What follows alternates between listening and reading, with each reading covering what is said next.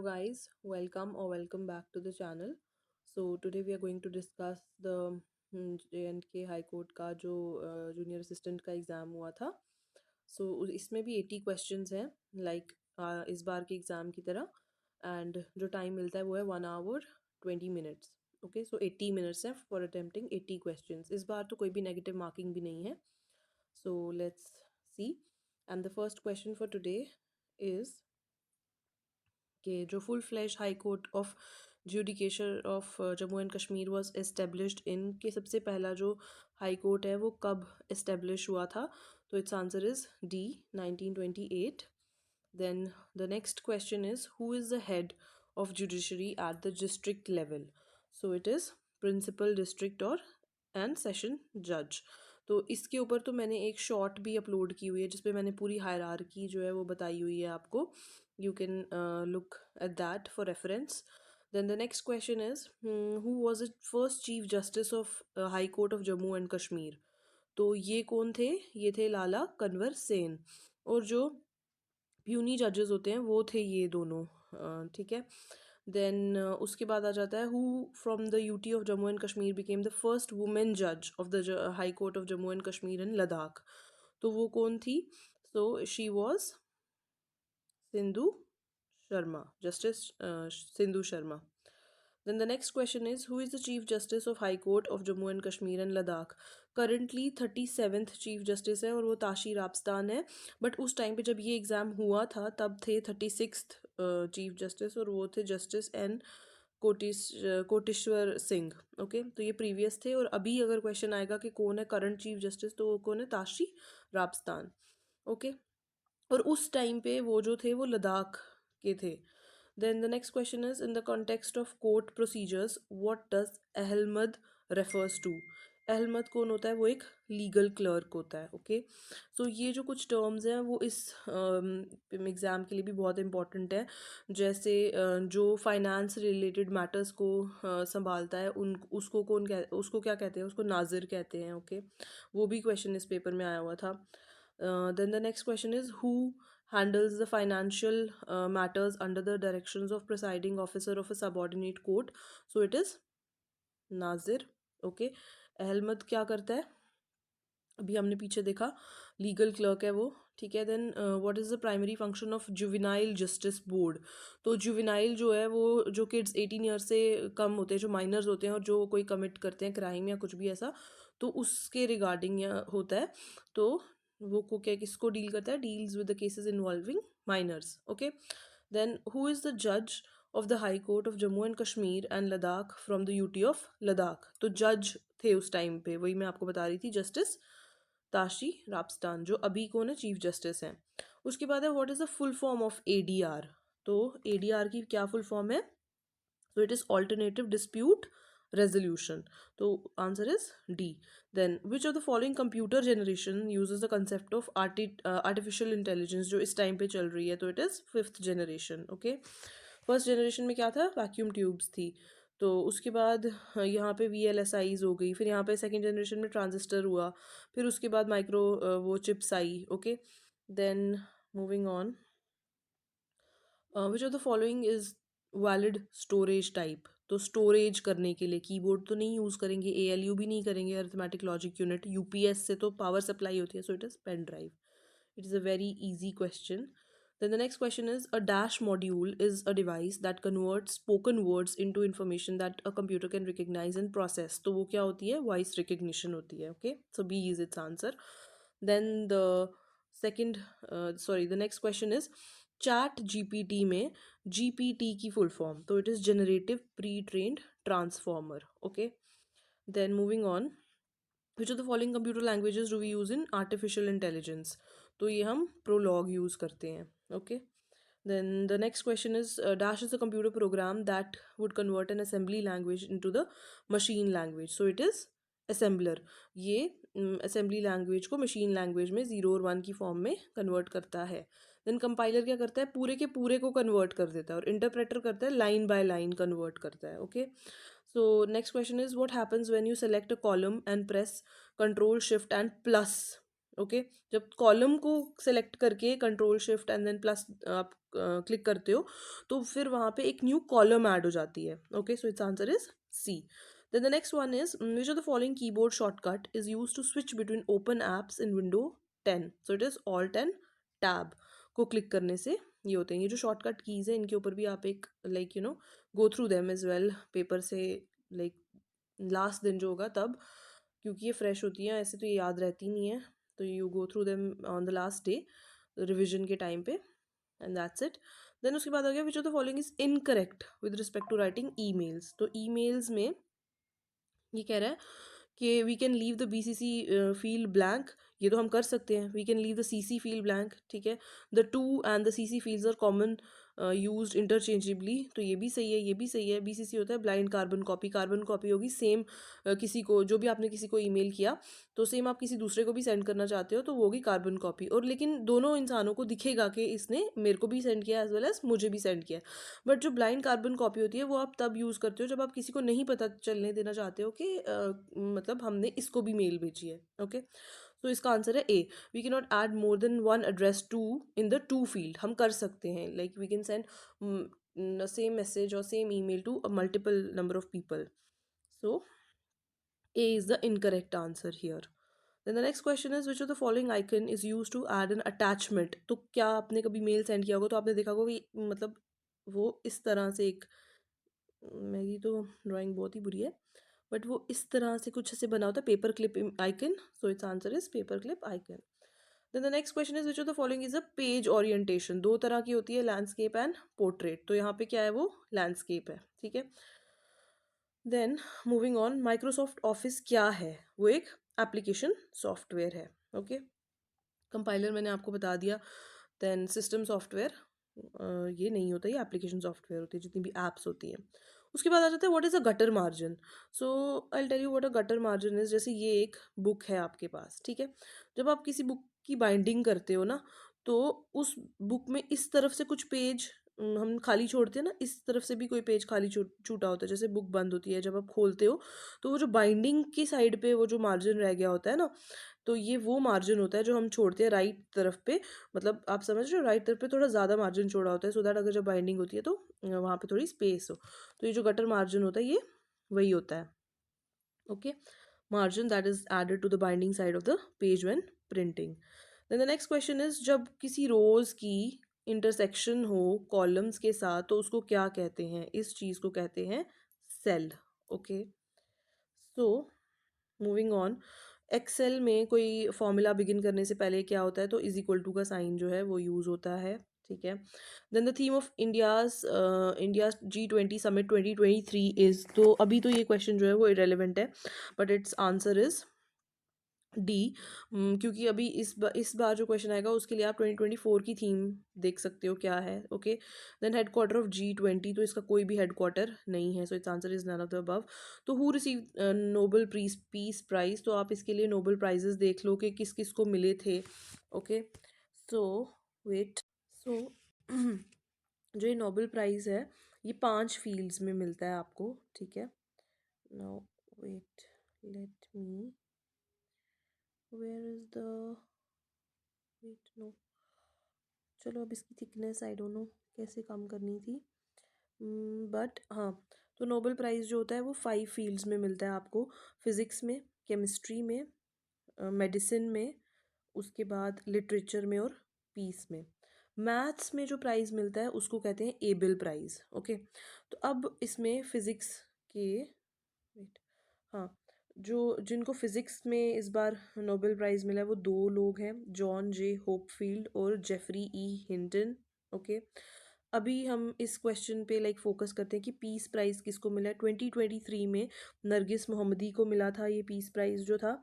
और इस बार जो पीस प्राइज़ है वो निहॉन NIHON हिडेनक्यो HIDANKYO इनको मिला है इस बार पीस प्राइज़. ओके कभी कभी ये शेयर हो जाता है बिटवीन 2 पीपल, कभी 3 पीपल में भी शेयर होता है. जैसे केमिस्ट्री का इस बार 3 पीपल में शेयर हुआ है. ठीक है. सो ये आप देख लेना और I will bring a video on that is well. तो ये बहुत ही छोटी सी है क्योंकि 5 उनमें मिलता है, सब्जेक्ट्स में मिलता है, तो ये तो आराम से वी कैन रिमेंबर. सो ये हो गया question 28. Then the 29th question is the 19th all India legal services authority meet was held in. So it was held in Srinagar JNK. Then the next question is Prime Minister Narendra Modi has launched a new 75 rupees coin to mark the new Parliament building. It consists of an inscription of Sansad Sankul written in Devanagari. Okay. Then the next question is who presented the Sengol to India's PM Jawaharlal Nehru? So it was Lord Mountbatten. Then the next question is GI tag पे है ये question के which states मट्टी banana got GI tag recently? So it is Tamil Nadu. तो GI tags को भी एक like revision देनी है. Then which Ramsar site is located in the UT of Ladakh? So it is Sokar. C is the answer. Loktak ले कहाँ पे है हमारी? So it is in Manipur. Then moving on, which is a project director of India's moon mission Chandrayaan? तो इनके जो है वो हैं पी वीरामू, जो भी इनका थोड़ा डिफिकल्ट नाम है. Okay. And which is a launcher used in Chandrayaan 3? So it is GSLV Mark 3. Then Union Finance Minister Srimati Nirmala Sitharaman outlined 7 priorities in the Union Budget 2023, calling it dash that will guide India's vision during the Amrit Kal. So what is its answer? So it is Sapt Rishi. Then, which bird has been recognized as the state bird of UT of Ladakh? So it is black-necked crane. उसके बाद है Abraham Accord is the name given to the collective agreement signed between. So it is US, UAE and Israel. So D is its answer. Then the next question is the Chief Election Commissioner CEC and the other election commissioners, okay, bill जो था 2023 का introduced in the Rajya Sabha recently seeks to remove dash from the panel to select CEC and ECs. तो इनको कौन जो था वो पहले इस पैनल में हुआ करता था, तो अब उन्होंने कहा कि इनको रिमूव कर दो, तो it is chief justice of India. Then the next question is Dash is the country's first ever frozen lake marathon, which has been officially registered in the Guinness Book of World Records as the world's highest frozen lake mountain marathon. So it is Pangong Lake, which is in Ladakh. Then the next question is which is the official name of the Women Reservation Bill? So it is Nari Shakti Vandan Adhiniyam. Then the next question is the Aditya L1 was launched on. तो ये कब launch हुआ था Aditya L1? So it launched on 2 September 2023. तो first IAF women officer to receive gallantry award जो है वो कौन है? Deepika Mishra. Then who is the director general of CBI? अगर ये जो भी लोग चेंज हुए हैं आप इनको भी एक बार थोड़ा सा रिवाइज कर लेना. So it is Praveen Sood. Then match the following: doctor Ravi Kannan, Sudha Murty, Dhananjaya Y Chandrachud and then Udhampur military station. ठीक है, सो इसको हमने मैच करना है. सो इसका आंसर जो है वो मैं बताती हूँ आपको. तो उधमपुर का तो जो मिलिट्री स्टेशन है ये बेस्ट मिलिट्री स्टेशन है. ठीक है, तो इससे हमें आ जाते हैं दो लाइक ऑप्शंस, हम इनको ये कर लेते हैं. Then the next one is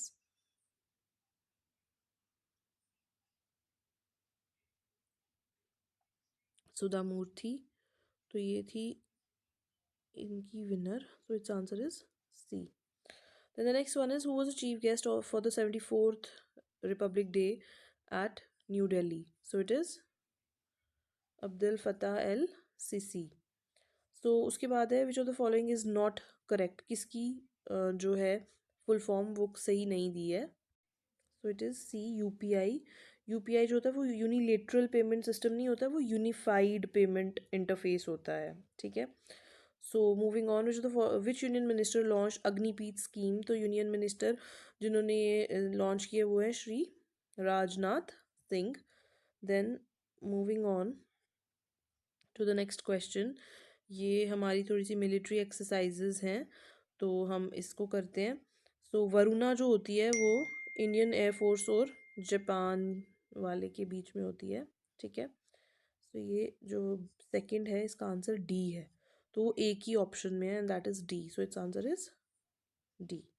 okay, So moving on, which of the following bills government has introduced in the Lok Sabha to replace the existing criminal laws in India?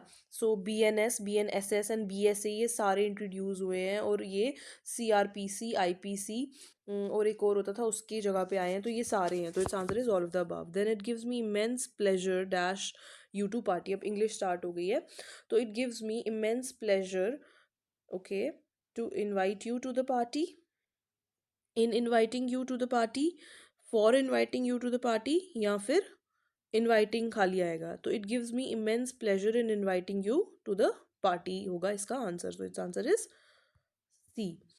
Then the next question is, which is the correct form of idiom used in the sentence? He doesn't know the ABC of mathematics. He don't know the ABC of mathematics. He doesn't knows the ABC of mathematics, or he do knows the ABC of mathematics. So इसका answer है he doesn't know the ABC of mathematics. he के साथ do नहीं लगता है, does लगता है, ठीक है, क्योंकि ये थर्ड फॉर्म है, और knows नहीं आएगा, no आएगा. ओके, सो 52nd का आंसर है सी. देन एब्स्ट्रैक्ट नाउन ऑफ सी क्या होता है? सी का एब्स्ट्रैक्ट नाउन हो गया, एब्स्ट्रैक्ट वो चीज़ होगी जिसको हम देख नहीं सकते हैं, we can only feel it, तो सी की एब्स्ट्रैक्ट नाउन हो गया sight. So it's answer is A. Then the next question is, which of the following means to understand fully? So it is comprehend करना किसी चीज़ को, कि तुम पूरी तरह से उसको समझ रहे हो. Then the next question is, you are 20 years old. So are use हुआ है, तो हम क्या इसको क्वेश्चन फॉर्म में क्या होगा? aren't you. So इसका आंसर है बी. देन एडवर्ब क्या है ब्रेव का? तो एडवर्ब क्या करते हैं? वर्ब्स को और एम्फेसाइज एंड और लाइक ग्लोरीफाई और लाइक वो करते हैं कॉम्प्लीमेंट. सो ब्रेव का क्या हो गया हमारे पास? Adverb. So it is bravely. Okay.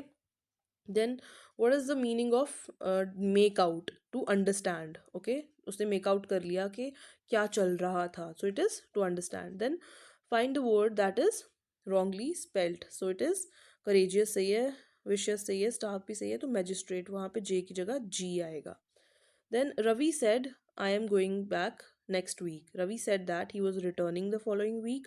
Ravi said that he will be returning the following week. Ravi said that he is returning the following week, or Ravi said that he was returning the next week. Was तो हो नहीं सकता है इसका answer. So its answer is Ravi said that he, sorry मैं बोल रही हूँ नेक्स्ट वीक, तो इसका आंसर नहीं हो सकता. नेक्स्ट वीक जगह हम यूज़ करते हैं द फॉलोइंग वीक. तो आई एम गोइंग बैक, तो he was returning the following week. So its answer is A.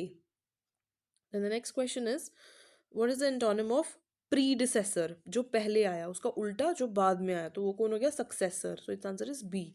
Then a dash of birds. Choose the correct collective noun.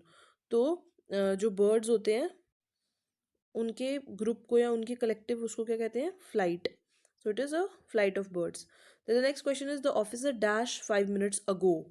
तो the officer went, is gone, या फिर had gone, या फिर has gone. तो ये क्या है?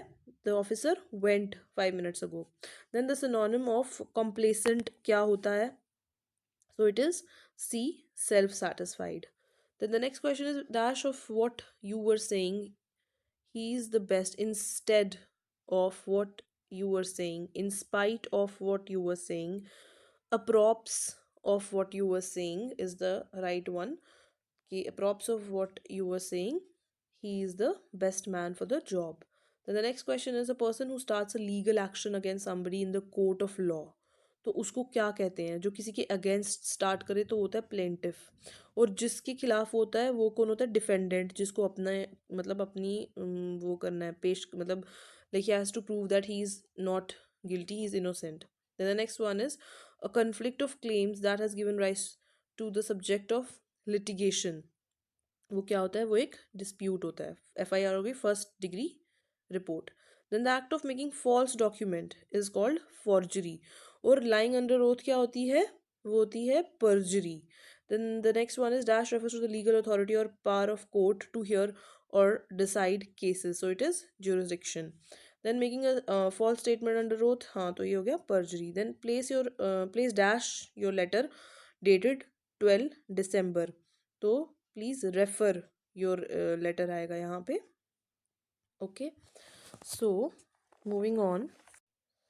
The next question is, the woman works here is from Tamil Nadu.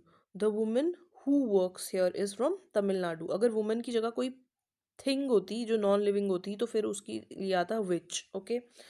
अच्छा, उसके बाद है the next one, Anna and Mike are going for skiing. ठीक है, क्योंकि ये दो लोग हैं. Then it has been snowing since morning. Okay. So the next one is dash is in conformity dash the rules laid by the government. So it is in conformity with the rules laid by the government. Then the next one is I could just dash, I could just lie down and go to sleep. So it is B. The dash temper is a sign of weakness. So to lose your temper is a sign of weakness. Then that presentation was better dash the first one than the first one. ठीक है. उसके बाद आ जाता है they are going to their office. THEIR ये होता है उनके, दे के लिए देयर लगता है और वहाँ जाने के लिए लगता है THERE. Then the next one is she is in power of she dash in the power of karma. She believe आएगा या believes आएगा. So it यहाँ पे क्या आएगा, believes आएगा. ठीक है. अगर आई होता या यू होता तो फिर क्या आता, बिलीव आता. ये थर्ड फॉर्म है तो इसलिए इसके साथ बिलीव्स आएगा. My sister dash dog as present for her birthday. My sister wants a dog as a present on a birthday. That's all for this video. Thank you so much for watching.